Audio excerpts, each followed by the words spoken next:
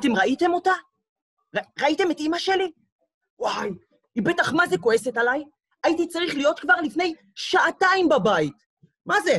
אבל לא בא לי, מתחשק לי לשחק. נו, מעצבן. אני רוצה לאכול קציצות כלב. כן, ולקינוח, אני רוצה לאכול זנב של כלב מצופה בשוקולד. היה!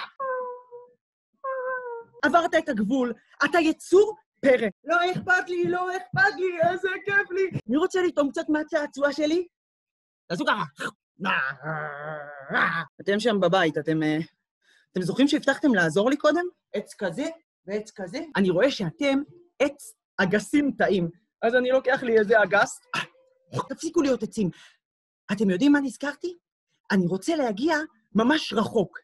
אז בשביל זה אני צריך להפליג בים. אני שט בסירה שלי. והגלים נהיים יותר חזקים. תעשו גלים חזקים, חזקים, חזקים. ים סוער, סוער, סוער. אבל אני לא מפחד. רגע אחד. תפסיקו, תפסיקו. מה זה? לאן הגעתי? אני חושב שאני הילד הכי אמיץ שאני מכיר. מה זה? מה אמרתם לי? אתם רוצים שאני אהיה המלך שלכם?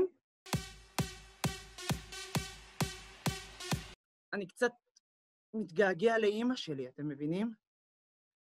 אני רוצה לחזור להיות איתה. בבקשה, אל תהיו עצובים. אני מבטיח שאני אבוא גם לבקר, באמת. טוב, אני ממש מצטער, אני חייב ללכת עכשיו לאכול עם אמא שלי ועם מוקי, הכלבלב שלי, את ארוחת הערב. מזל שיש לכולנו דמיון.